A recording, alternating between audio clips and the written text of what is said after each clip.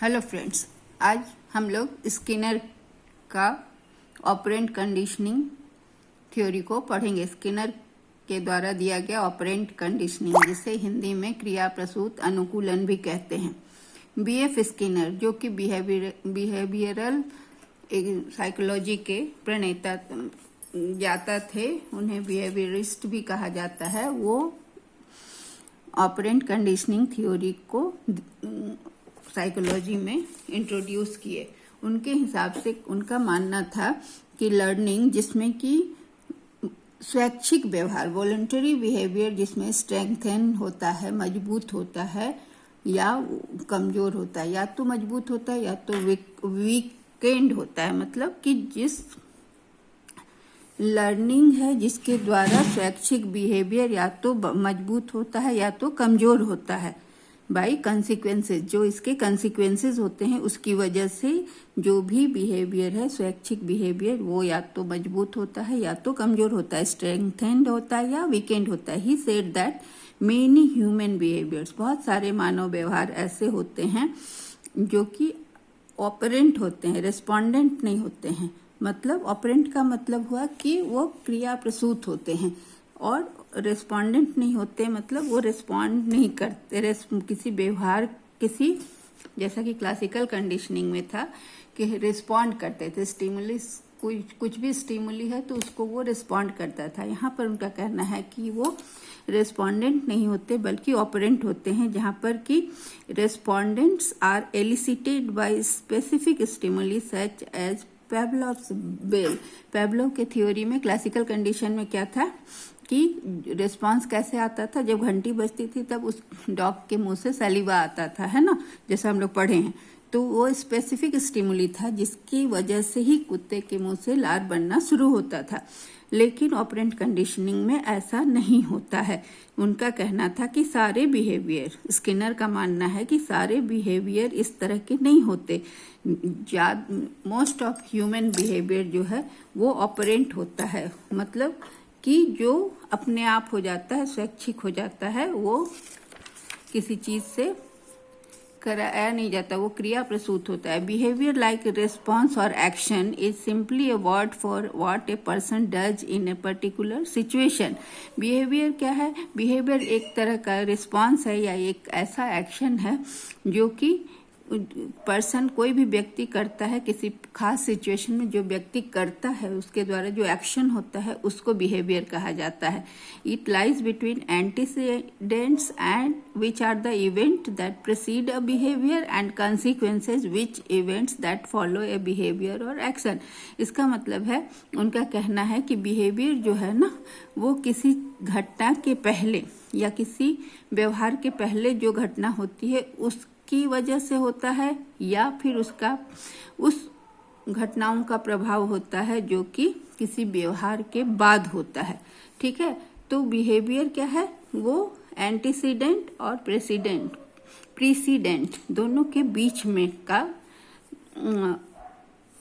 का इवेंट होता है, जो किसी बिहेवियर के पहले होता है, और उसका कंसिक्वेंसेस जो होता है वो बिहेवियर के बाद होता है। ठीक है, तो relationship between behaviour,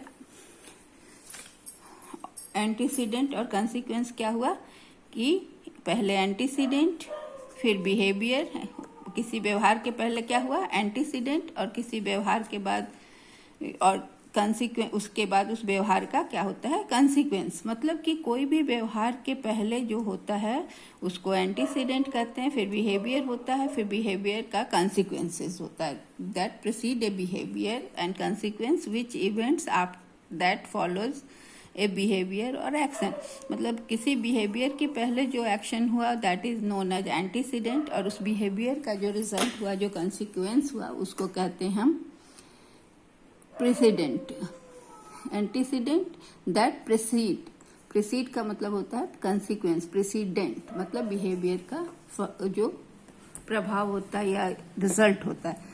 research in operant conditioning shows that, research operant conditioning में जो रिसर्च हुआ वो बतलाता है कि ऑपरेंट बिहेवियर जो होता है, किसी क्रिया के साथ जो बिहेवियर हो जाता है, क्रिया प्रसूत बिहेवियर, मतलब किसी कार्य की क्रिया की वजह से जो बिहेवियर अपने आप से हो जाता है, कैन बी अल्टर्ड, उसको बदला जा सकता है बाय चेंजेस इन एंटीसीडेंट्स और कंसिक्वेंसेस, और बोथ।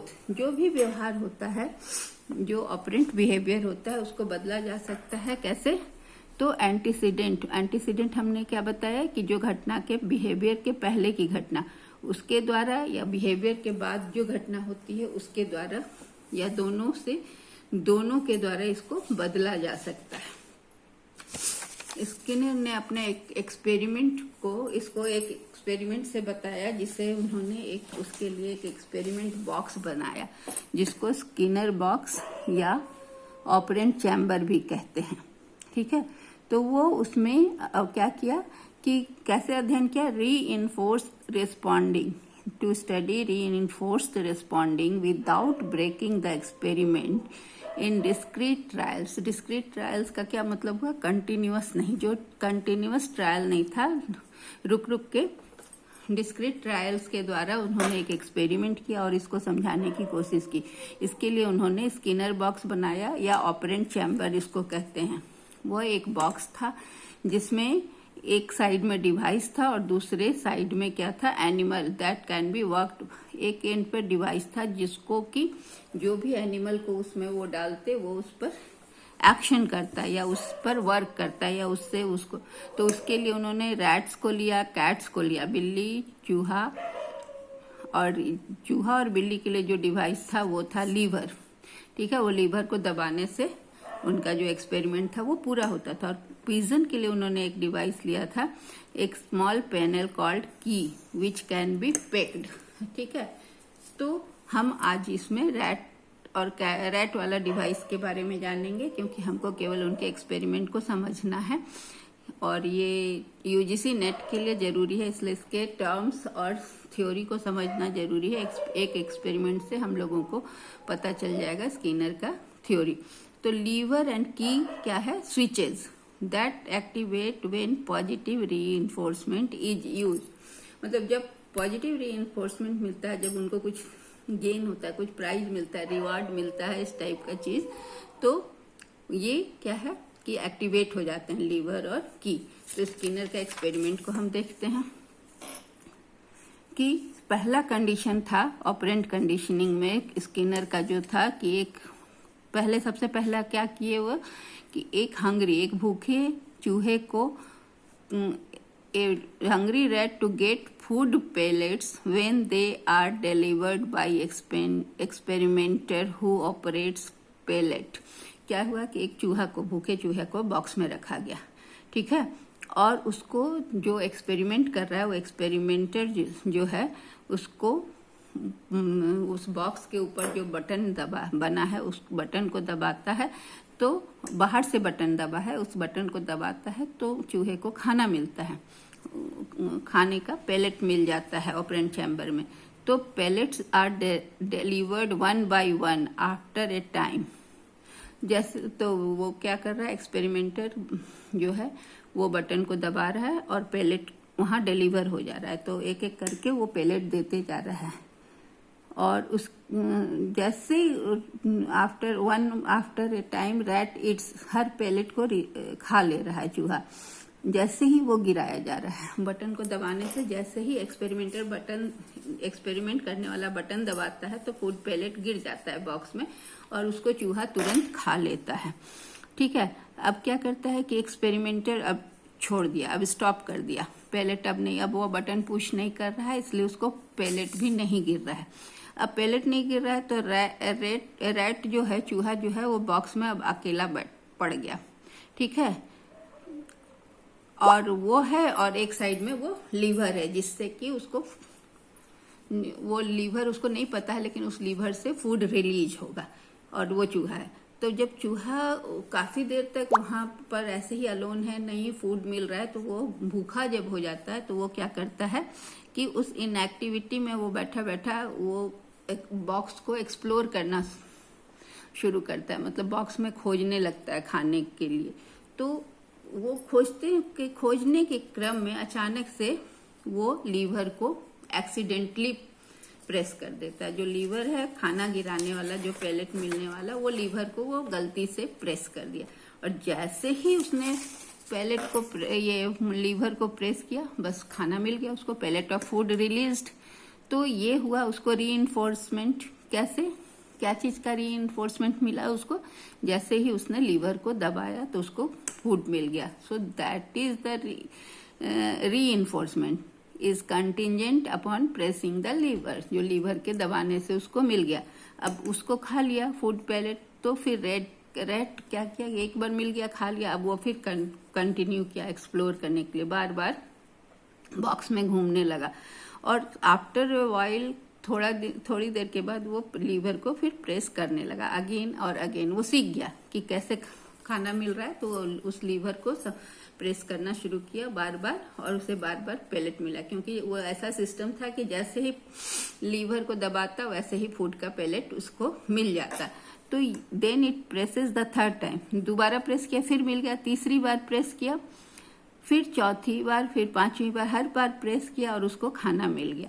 अब क्या हुआ कि धीरे धीरे वो सीख गया। अब rat begins to press the lever more rapidly, अब बहुत जल्दी जल्दी वो उसको लीवर को प्रेस करने लगा, और एंड ऑपरेंट बिहेवियर डेवलप्ड। अब उसमें इसको ये बिहेवियर उसमें डेवलप हो गया कि इस लीवर को पुश करने से उसको खाना मिल जाएगा। तो इसको कहते हैं ऑपरेंट बिहेवियर, क्रिया प्रसूत बिहेवियर उसमें डेवलप हो गया। उसने ऐसा किया, उसको खाना मिला, तो ये वो सीख गया। तो स्किनर का कहना है कि यहाँ जो टर्म है रीइंफोर्समेंट, स्किनर ने रीइंफोर्समेंट वर्ड यूज किया, रिवार्ड नहीं, क्योंकि उनका मानना था कि it represents an effect. Reinforcement जो है ना, वो एक इफेक्ट बताता है जो कि किसी रिस्पॉन्स की प्रोबेबिलिटी को बढ़ाता है। मतलब कि रीइंफोर्समेंट से क्या हुआ, फूड्स उसके लिए रीइंफोर्समेंट हो गया, क्योंकि इससे वो बार बार वो क्रिया को दोहराएगा।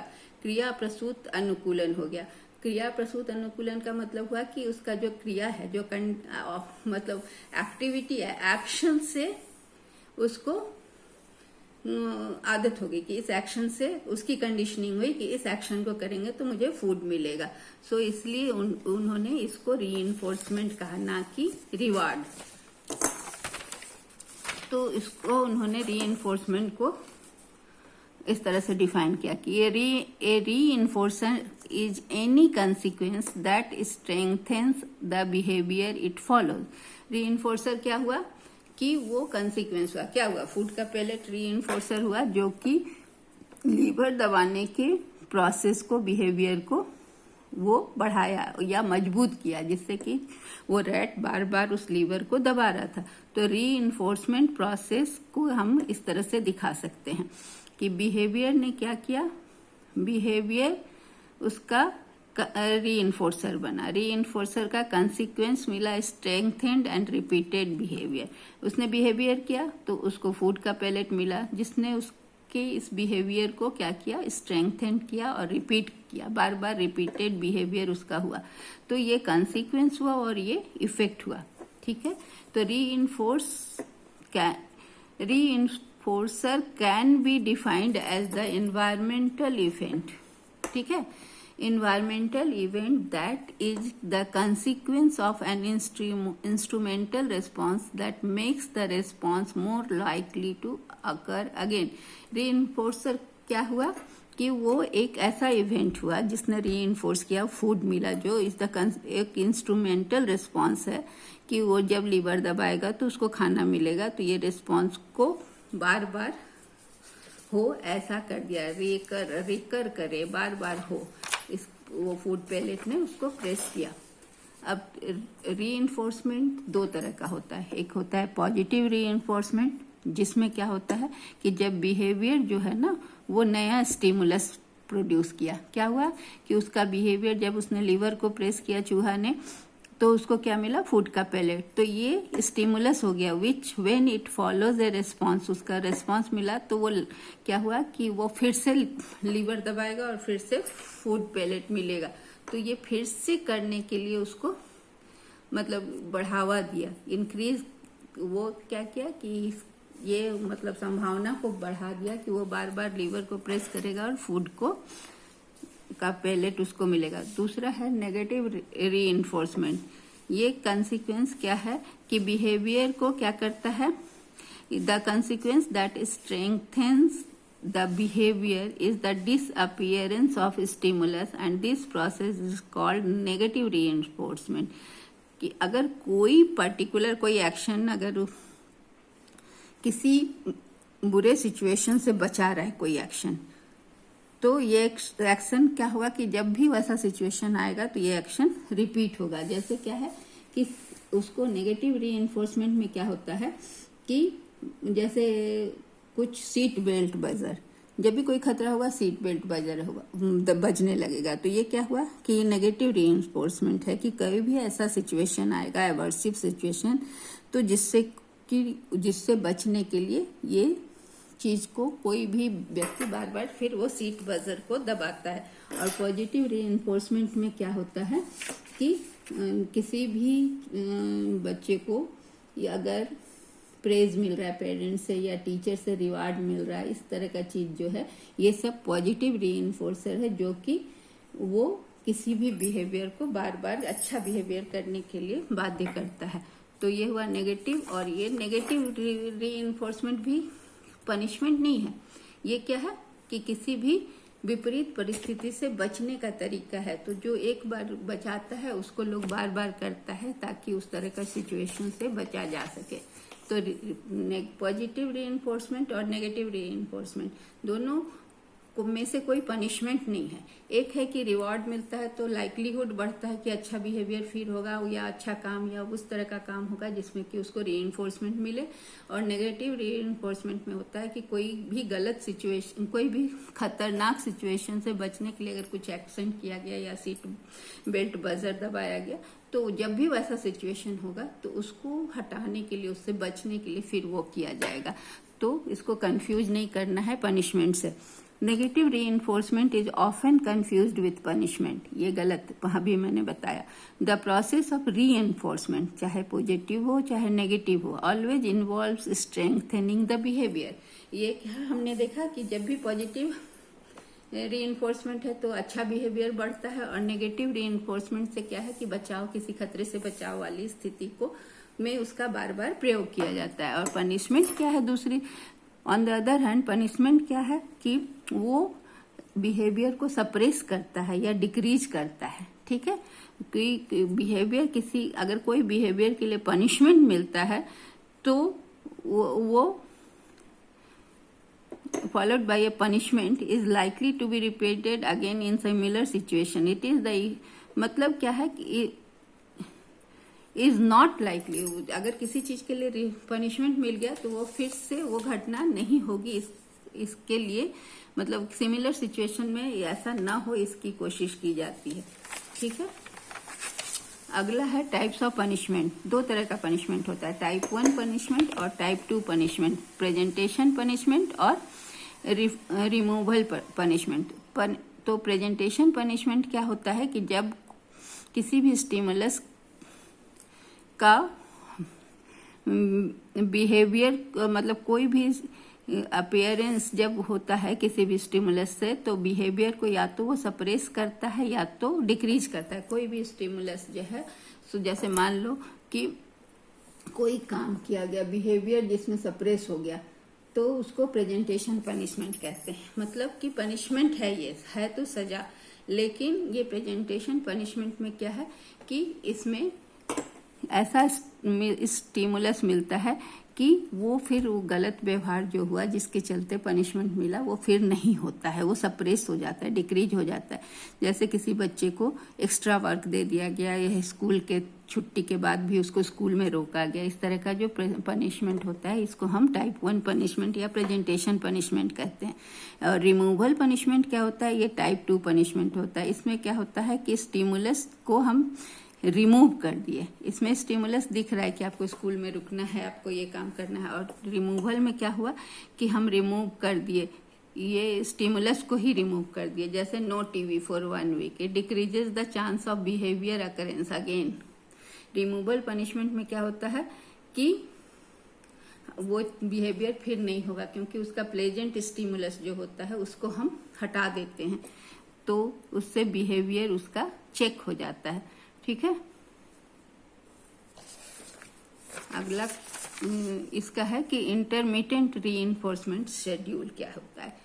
तो रीइंफोर्समेंट का शेड्यूल जो होता है वो इंटरमिटेंट मतलब रुक रुक कर, लगातार नहीं होता है। इंटरवल से ये दो तरह का होता है, एक इंटरवल शेड्यूल।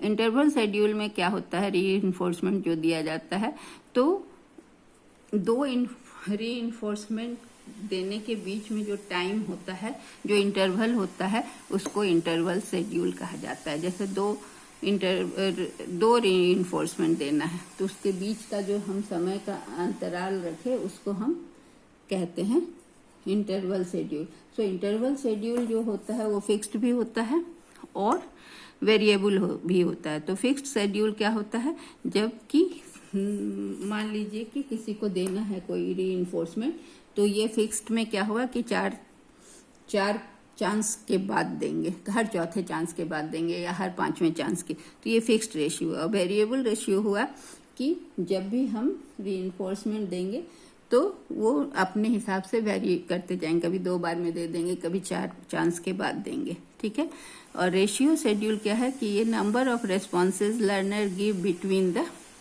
कितना रेशियो शेड्यूल में होता है कि कितना रेस्पॉन्स दे रहा है, और इंटरवल शेड्यूल में है कि कितना टाइम ले रहा है दो रीइंफोर्समेंट के बीच में। तो ये हो गया स्किनर का थ्योरी, जो जिसमें कि reinforcement, punishment, interval schedule, ratio schedule, ये सारे टर्म्स हैं। और इसमें एक्सपेरिमेंट रैट पे किया गया है और रैट इसमें क्या करता है, एक्शन से सीखता है। ठीक है, सो दैट्स ऑल,